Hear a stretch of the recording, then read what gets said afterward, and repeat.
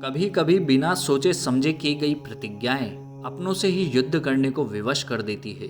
ऐसा ही एक युद्ध भगवान श्री कृष्ण और उनके परम शिष्य मित्र व सखा अर्जुन के बीच भी हुआ था। स्थिति बहुत ज्यादा गंभीर बन गई थी। इस संदर्भ में एक कथा मिलती है।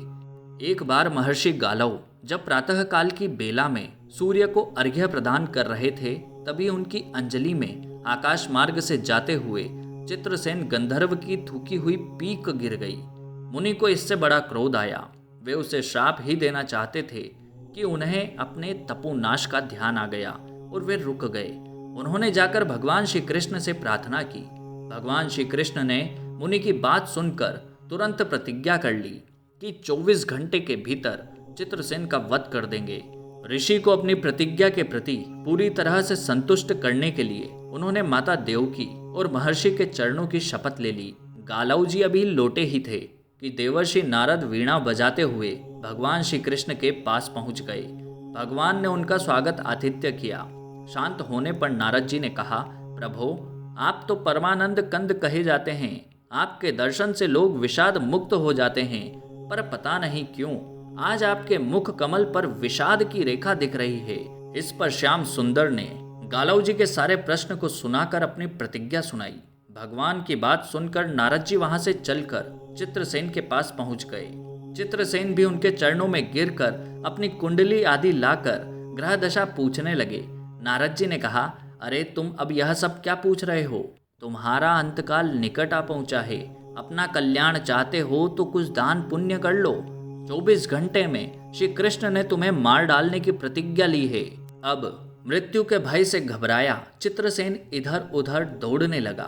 वह ब्रह्मधाम, शिवपुरी, इंद्र, यम, वरुण आदि लोकों में दौड़ता फिरा, पर किसी ने उसे अपने यहाँ ठहरने तक नहीं दिया, क्योंकि श्री कृष्ण से शत्रुता कौन उधार ले। अब बेचारा गंधर्व राज अपनी रोती पीटती स्त्रियों के साथ नारद जी की ही शरण में आ गया। नारद जी तो दयालु ठहरे, बोले, अच्छा यमुना तट चलो। वहां जाकर एक स्थान को दिखाकर कहा, आज आधी रात को यहाँ एक स्त्री आएगी। उस समय तुम ऊंचे स्वर में विलाप करते रहना।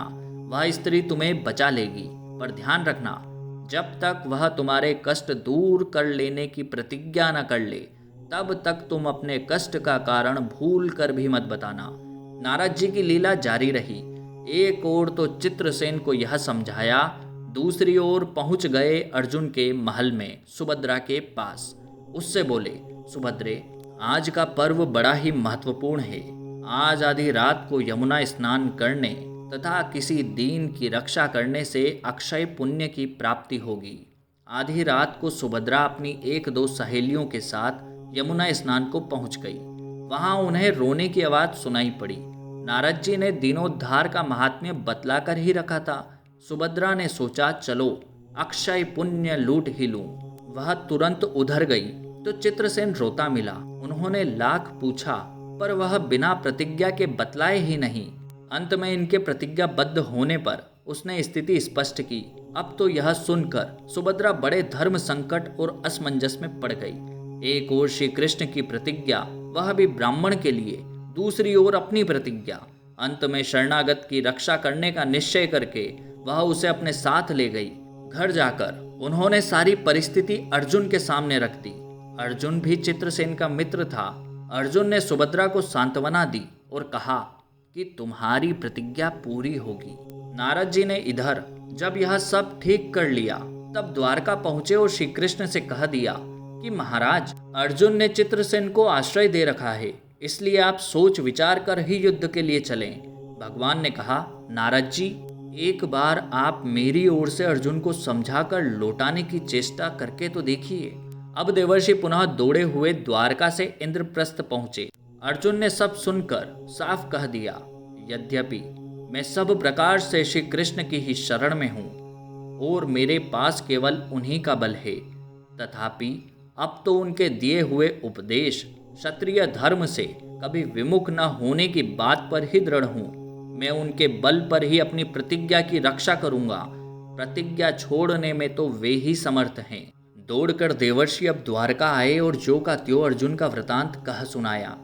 अब क्या हो, युद्ध की तैयारी हुई। सभी यादव और पांडव रण क्षेत्र में पूरी सेना के साथ उपस्थित हुए। तुमुल युद्ध छिड़ गया। बड़ी घमासान लड़ाई हुई, पर कोई जीत न सका। अंत में श्री कृष्ण ने सुदर्शन चक्र छोड़ा। अर्जुन ने भी पाशुपतास्त्र छोड़ दिया। प्रलय के लक्षण देखकर अर्जुन ने भगवान शंकर को स्मरण किया। उन्होंने दोनों शस्त्रों को मनाया। फिर वे भक्त वत्सल भगवान श्री कृष्ण के पास पहुंचे और कहने लगे, भक्तों की बात के आगे अपनी प्रतिज्ञा को भूल जाना तो आपका सहज स्वभाव है। इसकी तो असंख्य आवृत्तियां हुई होगी। अब तो इस लीला को यहीं समाप्त करो प्रभु। बाण समाप्त हो गए। प्रभु युद्ध से विरल हो गए। अर्जुन को गले लगाकर उन्होंने युद्ध श्रम से मुक्त किया। चित्रसेन को अभय किया। सब लोग धन्य धन्य कह उठे। पर गालव को यह बात अच्छी नहीं लगी। उन्होंने कहा, यह तो अच्छा मजाक चल रहा है। हृदय से ऋषि बोल उठे, लो मैं अपनी शक्ति प्रकट करता हूँ। मैं कृष्ण, अर्जुन, सुभद्रा समेत चित्रसेन को जला डालता हूँ। पर बेचारे साधु ने जो ही जल हाथ में लिया। सुभद्रा बोल उठी, यदि मैं श्री कृष्ण की सच्ची भक्त हूँ और अर्जुन के प्रति मेरा पातिव्रत्य पूर्ण है तो यह जल ऋषि के हाथ से पृथ्वी पर न गिरे। ऐसा ही हुआ। गालव बड़े लज्जित हुए। उन्होंने प्रभु को नमस्कार किया और वे अपने स्थान पर लौट गए। दोस्तों, ईश्वर अपने भक्तों के लिए अपनी प्रतिज्ञा से पीछे हट सकते हैं क्योंकि उनमें अभिमान की कमी है। पर आप लोग अपने नियम और अपने वचन सोच समझ कर ही दें और बनाएं, अन्यथा यही दुख का कारण बन जाते हैं। स्वयं विचार कीजिएगा। जय श्री महाकाल।